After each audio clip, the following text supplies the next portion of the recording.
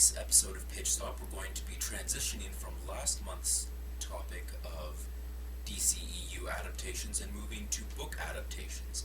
I'm going to be kicking us off with an episode based on the Vivian van de Velde novel Heir Apparent. It's kind of a mix of Edge of Tomorrow with Ready Player One with a little bit of Game of Thrones thrown in there. You'll see what I mean when I get into this. I'm going to be looking at my notes frequently because I don't have all this memorized. We're starting off with our young heroine, Janine.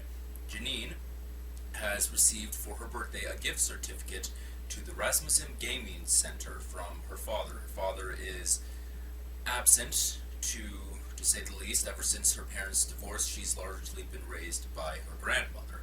But her father decided he'd do something for her birthday and has given her a gift certificate to what is, in effect, the world's most high-tech, advanced virtual reality arcade center. With this gaming certificate that she has, she's able to go there and choose a virtual reality experience that she wants to experience and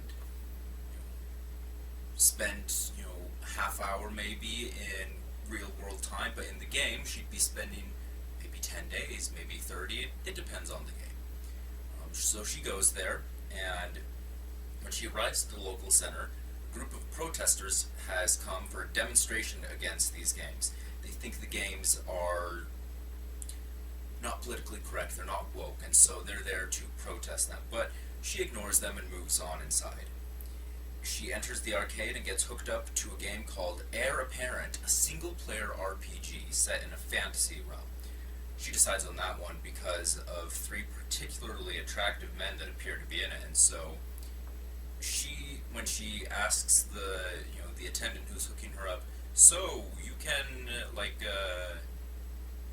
do anything in this game? And the attendant says, I mean, you can't shoot lasers out of your eyes, but anything you could do, yeah, you can do it.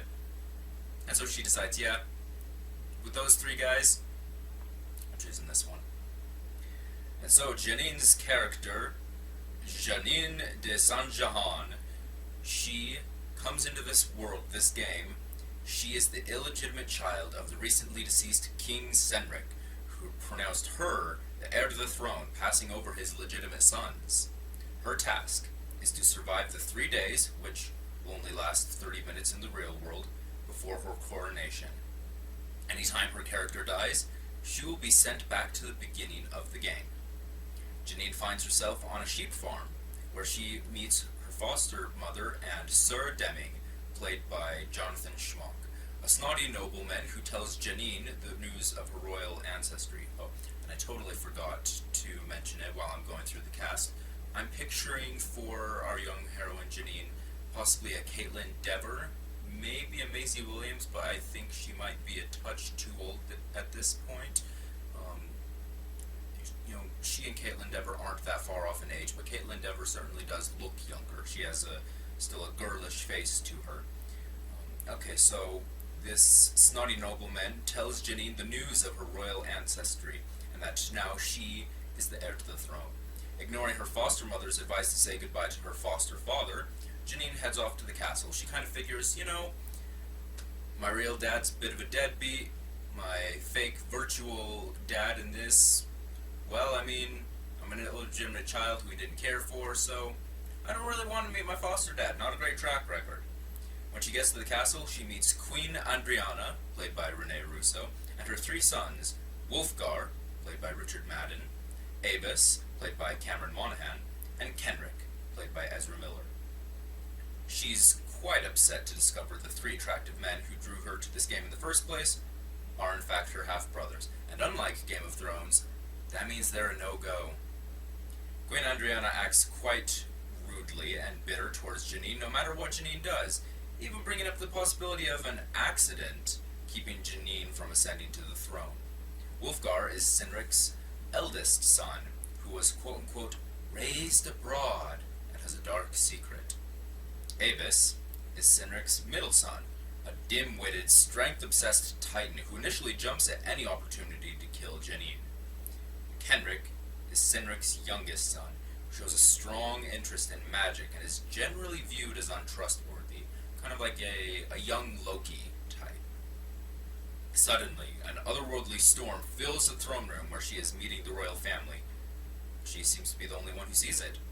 Her freaking out leads the royal family to view her as mentally unfit to rule. Outside the throne room, the guards bring Janine a poacher boy who was caught poaching a deer. They expect her to order the boy's execution, but instead, she lets the boy go. Suddenly, time seems to slow down. The heavens open, and in a brilliant display of light, a man dressed in white descends from the clouds to the courtyard. A man with flowing locks of hair and magnificent facial hair, played by either Keanu Reeves or Adam Driver. I haven't decided which, but it has to be one of those two, and there's a reason why, but I'll get to that later. It is not God. It's Nigel Rasmussen, the creator of the game. He's wearing angelic robes. At least they appear to be angelic robes. On closer inspection, it turns out he's just wearing a lab coat. He tells Janine that the protesters broke into the building and damaged the equipment that she was hooked up to. Now, she cannot exit the game prematurely without risking brain damage. But she can't stay in the game for too long without risking death in the real world. She therefore must win the game as quickly as she can before her brain melts. He can't tell her how to win the game, as there is no one way to win the game. Any idea could work, it all rests in the execution. And in his limited time that he has to speak with her, it's drawing to a close. But as he's being taken back up into the heavens, the last thing he gets out to her is to tell her, and next time, don't forget the ring. Shortly after he vanishes, the guards assassinate Janine, upset by her lenient ruling. As she goes through the game again, she's on a constant lookout for the ring. She varies her decisions, but keeps getting quickly killed by various characters. The queen arranging an accident, various princes wanting the throne for themselves, or who else? Anyone else. Back on the farm, she finally just rushes at Sir Deming, the snotty nobleman, in a frustration, tries to bite his ring off his finger, but he takes out a knife and stabs her. The last thing she hears is her foster mother explaining that the ring she seeks was left with her foster father, who she must now finally confront in her next life. Janine realizes she must no longer skip the step of saying goodbye to her foster father. In her next life, her father tells her he gave the ring to St. Bruce, the warrior poet, for protection. This ring was used by the late king to seduce Janine's mother. The ring can be used to make the recipient completely compliant to the giver. If I were to give the ring to Bill Gates and say, give me $1 billion, he'd do it, just like that. The ring can only be given to one person in a lifetime, and if they die, that's it.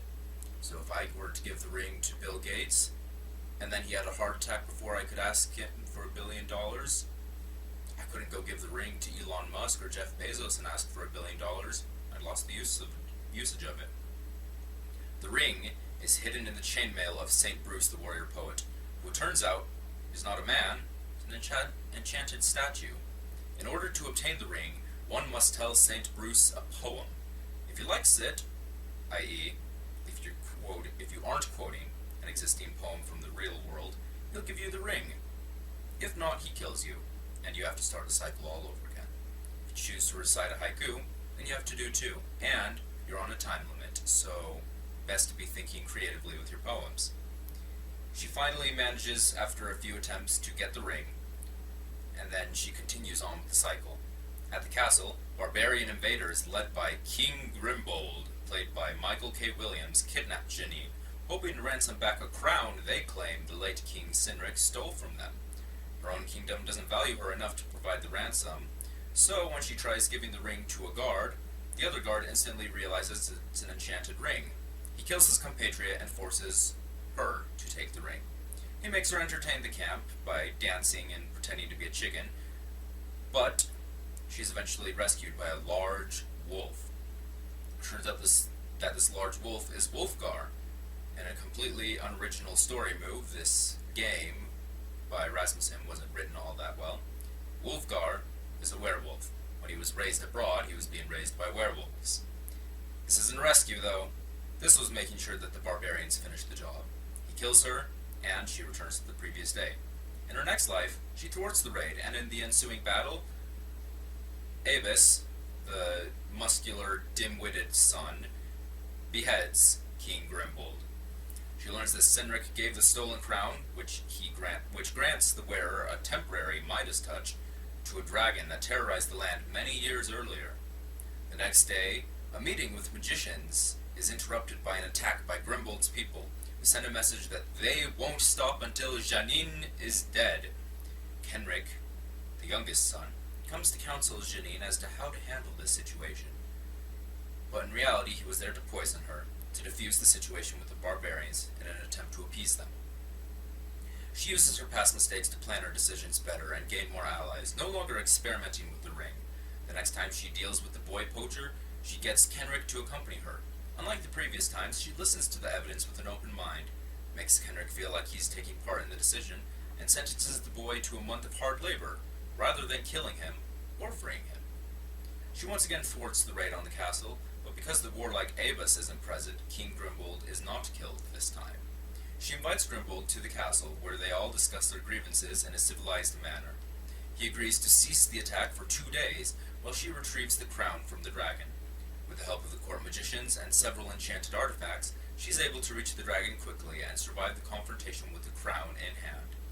She retrieves the crown and returns to the castle, but the dragon follows her. As it clutches her in its talons and is about to devour her, she quickly dons the crown and turns the dragon itself to gold. She gives the crown back to Grimbold, making peace between the two kingdoms and gaining the respect of her compatriots. However, it is at this moment that she suddenly begins to collapse. She's incredibly feverish and feels like there are fireworks going off in her head. Her brain is melting due to the machine finally overheating. Breaking down, she begins to cry. Kenric catches her and begins to advise her to give the ring to Queen Adriana, to make her treat Janine fairly and not incite her sons against Janine. With her dying breath, she commands Queen Adriana to begin the coronation process, and wins just before her real-world self dies. She awakens to find herself still in the arms of a young man, but she has to do a double take. At first she thinks Kenric is still holding her, but then she realizes it's a nerdy young man played by Finn Wolfhard. This is the real Nigel Rasmussen. He likes his privacy, and so he hides from the general public, not letting anyone realize he's only 18. When he does have to make any sort of public appearance, he will do it via, a Zoom call or something like that, and will use an AI projection of an older version of himself, which is who we saw earlier, played by Adam Driver or Keanu Reeves.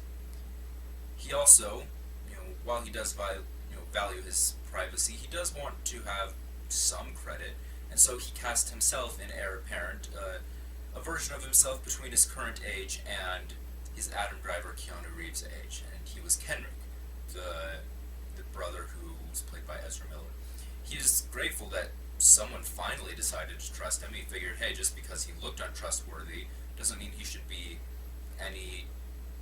Well, it's Game of Thrones, basically, and so he should be untrustworthy, but no more untrustworthy than any of the other characters. The story ends with Janine being told, yeah, you were like this close to dying. The only reason you didn't is because you started crying, to be honest. In fact, the programmers had put in kind of an automatic easy mode. If there was a player who started crying, they figured, oh, we want to make sure they're having the best experience possible, and so they basically just said, and now we're going to have you go on autopilot. Had she known that earlier, she just would have started crying on day one when she was told she might die, and there would have been no risk at all. She ends with, that story ends with Janine realizing that someday Finn Wolfhard will look like Ezra Miller, and eventually, like Adam Driver or Keanu Reeves. So she tries to make a move on him, but the whole thing is too weird for both of them, and they both end up shutting each other down.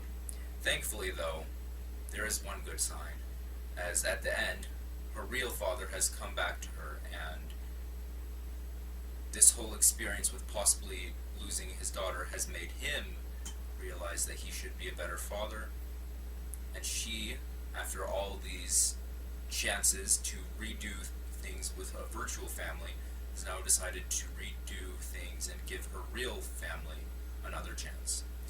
And that is Heir Apparent. I had a few people in mind for the crew of this movie. I thought about it for a while, and considering there was a lot in this story that's very violent, but also has a kind of comedic meta tone to it, I decided I wanted to do somebody who has a background in comedy. In fact, a director and a writer who have backgrounds in comedy, but also aren't afraid to be more serious and violent when it needs to. Also, two people who are very much against woke or politically correct storytelling. And so, for the director, I'm choosing Todd Phillips, and the screenwriter Max Landis.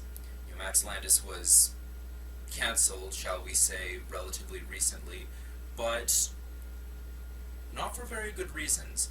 I'm all for creeps being told, hey, you can't work anymore, but he was canceled because a girl said that he was being gross. Not even she didn't even say what the accusations were, just that he's a gross guy, and that was it. And while that's made it virtually impossible for him to get a job now, just being canceled, he really didn't deserve it. It's just one accusation of, not even anything bad, just one vague accusation. And as a result of his wrongfully being canceled, he's come out very much so against cancel culture. For a cinematographer, I had in mind John Matheson, best known for being the cinematographer for Gladiator or Logan. And then the composer, I had in mind Daniel Pemberton. Daniel Pemberton isn't as well known as a lot of other composers, but I was really impressed with his score for Spider-Man Into the Spider-Verse and thought he would do a great job with this movie. Anyway, that's my pitch for Heir Apparent. I hope you all like it, and I'm very curious to see what the other guys think in the discussion. So, with that said, here's me signing off.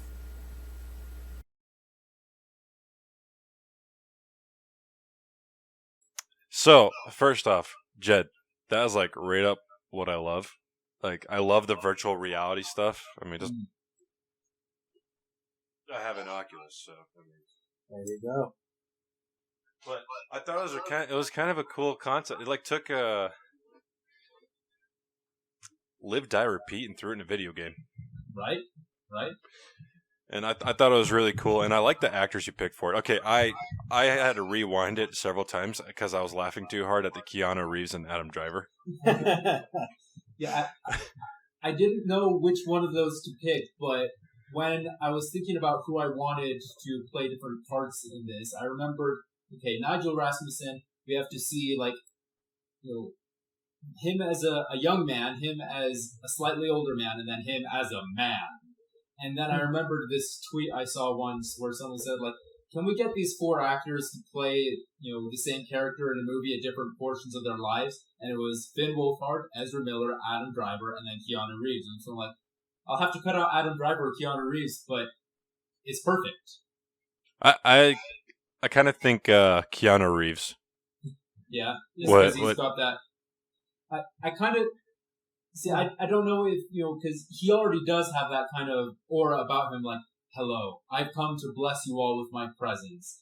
But then Adam Driver is so serious in everything he does. I can also see him kind of selling that in the kind of Leslie Nelson Airplane style of very deadpan comedy. Right, and just to add off of that, it would just be interesting with Adam Driver just playing so seriously that, to find out it's a kid right the entire time. I just think that's kind of the reality with most gamers is that they get so serious, especially if they like the story or the gameplay, and then it's like this 12-year-old kid, and you're like, how did that happen? I don't take that stuff that seriously in my real life, so. Right. See, that was something that, as much as I loved the movie Ready Player One, it was a bit weird when they revealed one of the characters was like a 6-year-old in real life, and everyone's like, what? Yeah. That's not too surprising. No. What's surprising is finding out that, this Fortune 500 CEO is that young, not that the gamer is. Right, absolutely. And it also just, when you were describing how she would die and come back to life, just like a video game, it actually made me think of Happy Death Day and Groundhog's Day. I was like, okay, if you hadn't mentioned Game of Thrones, I would have made this a comedy very quickly. Right. Because that's just where my mind goes with concepts like this. But I'm glad you mentioned, it's actually some stakes. She's got to do it within this certain amount of time. And if she doesn't, she will die. But, if to have that fail-safe as a twist at the end was good as well. And I thought, this could be really funny. But it can also be pretty dark, especially if we can see kind of the physical take that's taken on her from the outside in the real world. Right. But I want her maybe just to see kind of psychological now. Feeling her die multiple times with a montage that may be at first more, comedic, much like Groundhog's Day, but then it slowly transitions into this is not very fun. This is something that no one should have to go through multiple times. I don't want to play anymore. It had been a while since I had reread the book. I read it when I was a kid, and when I was rereading it, I was surprised at the kind of comedic tone it had. Like, at first I was thinking maybe like a Lord and Miller could do a good job with this, or a Taika Waititi. But then there's also lots of moments of very graphic violence that, they can do graphic violence, but generally when you see that, there's still a comedic edge to it, and it needs to be taken 100% seriously when they do that. And so, that rules out most of the comedic directors I can think of, and that rules out most of the dramatic directors I can think of. The only one that I felt fit was Todd Phillips, because he's an Oscar-nominated director for Joker. He's starting to transition to serious movies, but he's doing that because he feels he can't make comedies anymore because they're politically incorrect. And guy who directed The Hangover, but also gets an Oscar for a drama. I felt like that was a good balance. Right, and as you were talking about just that aspect of trying to make it more serious, another person who came to my mind, and just because he actually did as a cartoon pitch before he got Final Space, was actually Owen Rogers. Because if you actually watch his Lions Blaze pitch, it's pretty similar. He gets stuck into this video game, but he's with a group that he actually knows and cares about. And that's what I kind of liked about this one, is she really is alone for a majority of it, and to kind of see that take on a person, but without the complete comedic side to it, like how Groundhog's Day or Death Day or Death Day 2, it really can make it very serious very quickly. It's just all a matter of that time. And with Game of Thrones, that time can be found pretty gnarly. Right. Stefan, you look like you have something to say. So this morning, Aaron opened the door and he said it's snowing, and it's April. Today it's April 6th. Yeah. So it shouldn't be snowing, and it's like the third time this has happened during spring over here. And just when I thought this day couldn't get any more disappointing, Jed goes and gives this pitch and totally redeems the day. I found it to be a fascinating story overall. It's very much like Ready Player One, but for me it's kind of what I wanted. Well, I can't say that because I do like that they mix things up, but I like how this is more focused. Focuses on a theme, focuses on a genre, I guess you could say. Kind of that medieval fantasy. And I like that it focuses on that. I like that there's actual stakes instead of, we've got to find, all the golden goose eggs or all the golden tickets, to save this video game company from getting in the hands of corruption and brutality with a corporate, a businessman, an evil businessman. And it's like, no, actually, you're going to die. You're a pretty big deal by comparison. And I like, it's so weird to have Ezra Miller, Keanu Reeves, and Adam Driver. I think why not? Adam Driver could be like the janitor who gives her a tip and she ignores him because he's a janitor. You could add that. You want all of them in there. Yeah. I was there the whole time. Yeah. And then I like the idea of her being killed because I thought that's the only part I thought was could be potentially comedic is her getting killed off by all the wrong people because she, didn't know who to trust. And every time she trusts somebody, they stab her in the back immediately so she could be, I don't know, literally in the bathroom. And so I just imagine some old crone running in with a knife and stabbing her to death. And then when she thinks she's got the edge, she's waiting for the old crone. Somebody strangles her to death in the stalls. Yeah. Things like that. And so overall, I thought it was an interesting story. I had two more things to say. If you have to choose between Driver and Reeves, I just have two words for you: John Wick.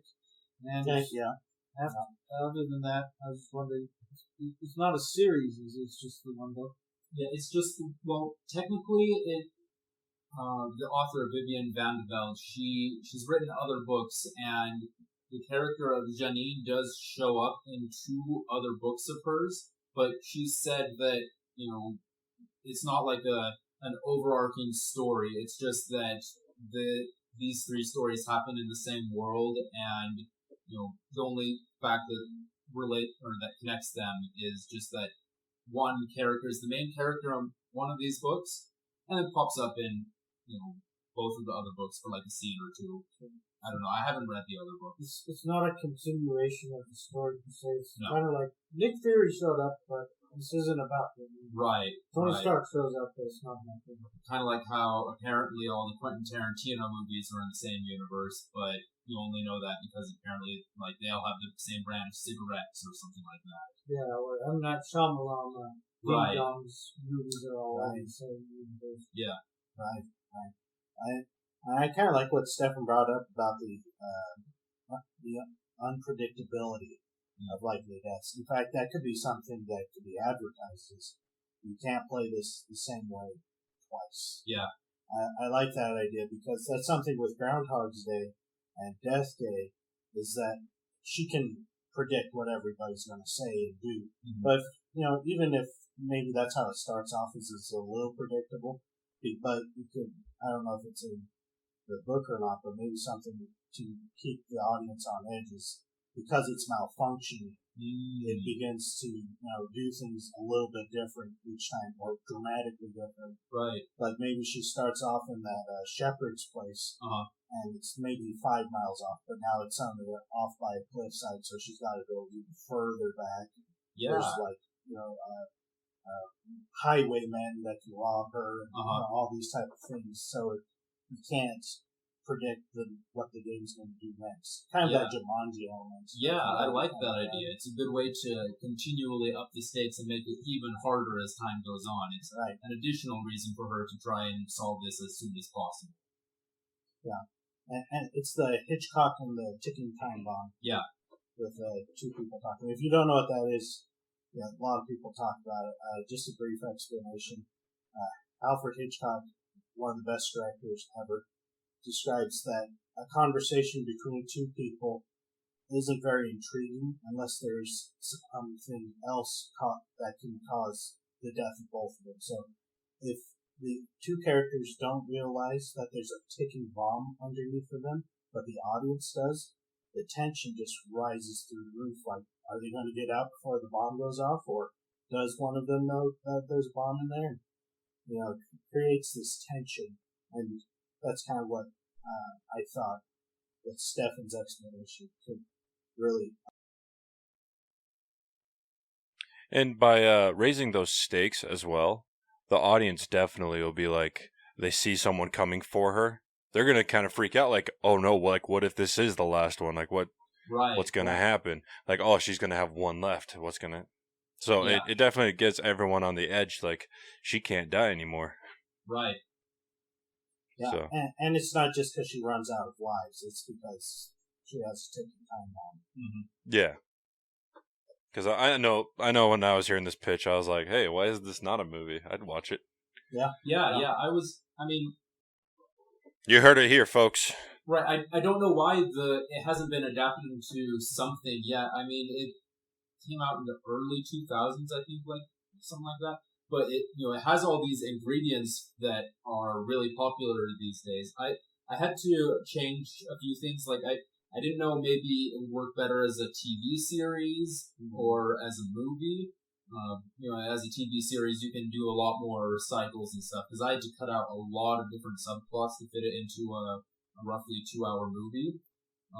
But then if it's a TV series, is it going to get the same budget? Is it going to get the same people watching it? I didn't know.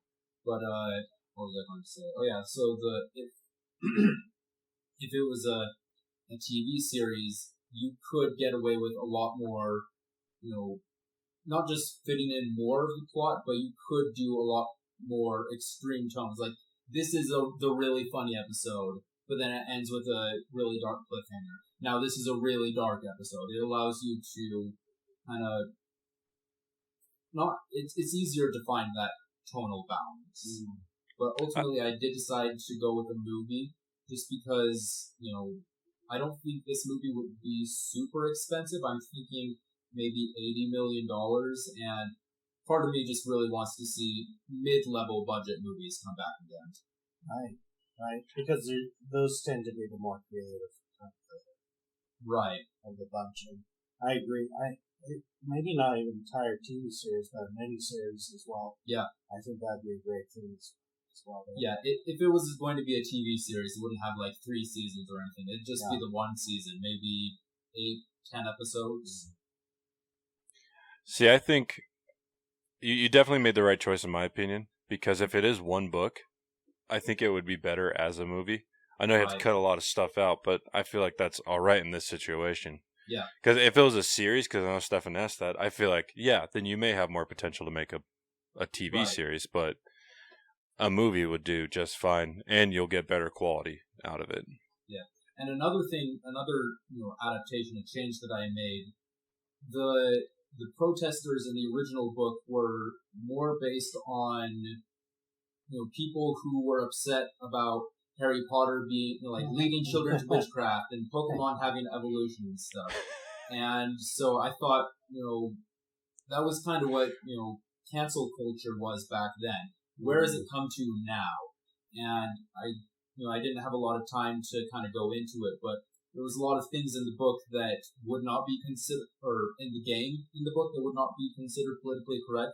Like the band of barbarians, this kingdom from the north, these savage people, but maybe they're not as savage as we think. They just have ways different than ours. They're like Jamaican black people if they were Vikings. And there's she's not being crowned queen, she's being crowned king, and this game wasn't developed for girls in mind. And there's a lot of different things where you could make lots of jokes about wokeness in this, but and I feel like that would fit better with the protesters being there, because at this point, people don't protest Harry Potter leading children to witchcraft or anything like that. Yeah, not nearly as big as it used to. There's small numbers, but for sure, right. And even then, it's not the big protest groups. Those are people who write angry letters to schools. They don't protest and then go attack someone and try and burn a building down, which now certain portions of culture are trying to do. Right. They have the mob mentality. Yeah. And they just find a cause to get behind. Mm-hmm. But no, I agree. This has a lot of potential. There's so many ways you could do it. And that's why I found intriguing about it is, there's a lot of similarities. We've pointed out it's kind of like this, kind of like that. But that's kind of the beauty of it, is it's not a vinegar, it's not a chocolate chip, it's not butter.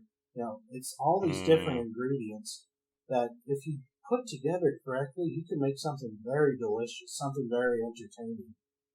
You just have to put the right amount of temperament into it so that it can be the best that we see it as, in the potential that it is. I think that makes it more appealing to people who like those other things, like Happy Death Day or like Ready Player One, whatever it is. There's nothing wrong with having those elements, because obviously those elements were good enough for those stories. Why why not mix a few of those together? Sorry, the whole Jamaican Viking thing. Yeah.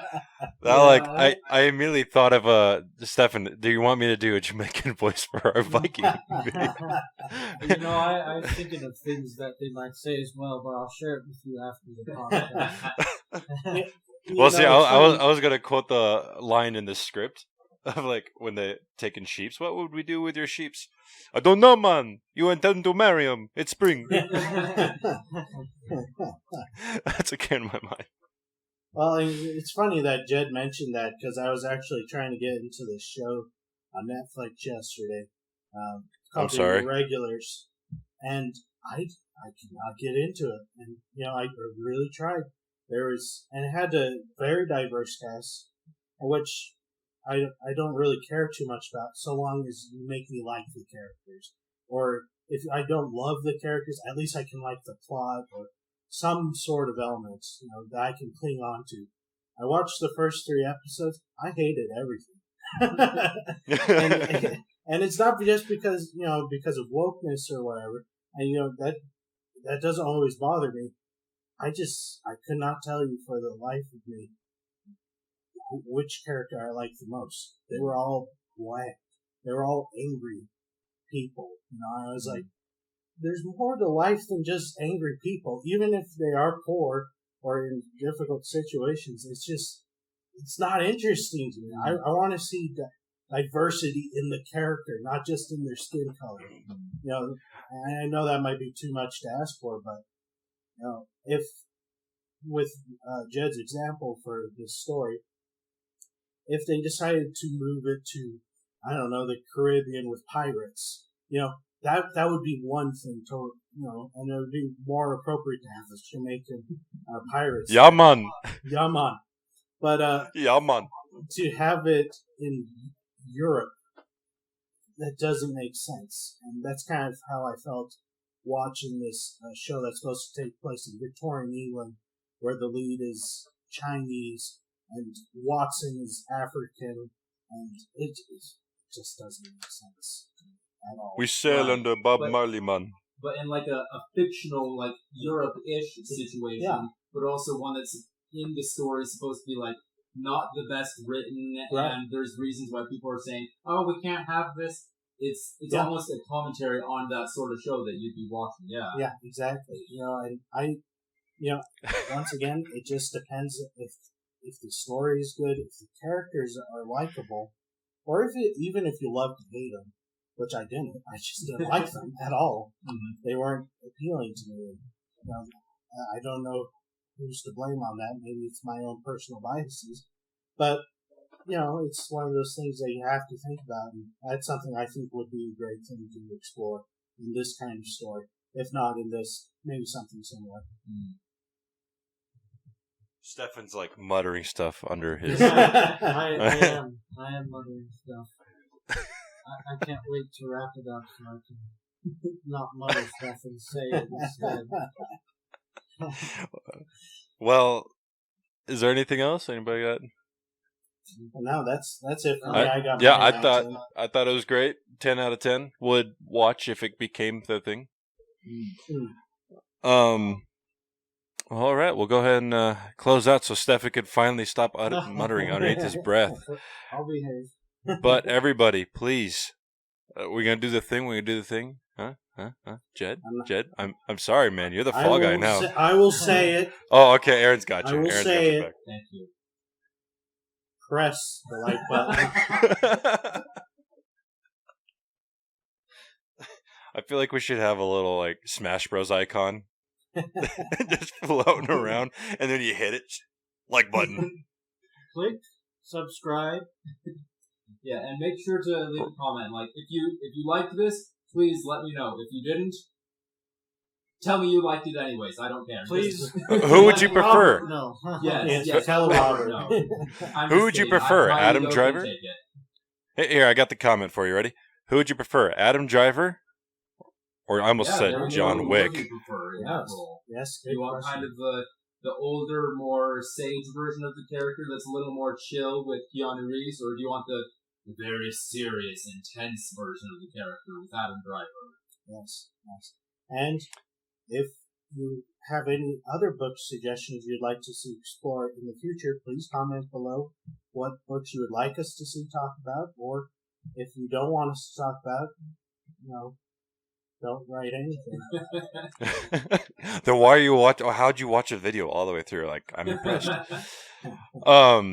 Also, for our audio listeners, because I'm actually going to upload this to Anchor, just so everyone there knows, Saturday I'm going to start releasing our older episodes of Pitch Stop so you guys can get caught up to YouTube. And then as for our YouTube guys, thank you. We appreciate you. The 14 subscribers that there are. We would love more. Please share. Please We'd love share. it if you got married and made more. Hey. That's how it works. Watch our episodes as a family. Yes. No, separately so we get more views. As individuals. And also next week, I believe it's Stefan, right? That's right. I mean, all right. Yes. So next week, look out for Stefan's pitch, and we'll see you then. Right. Bye. Bye. Bye.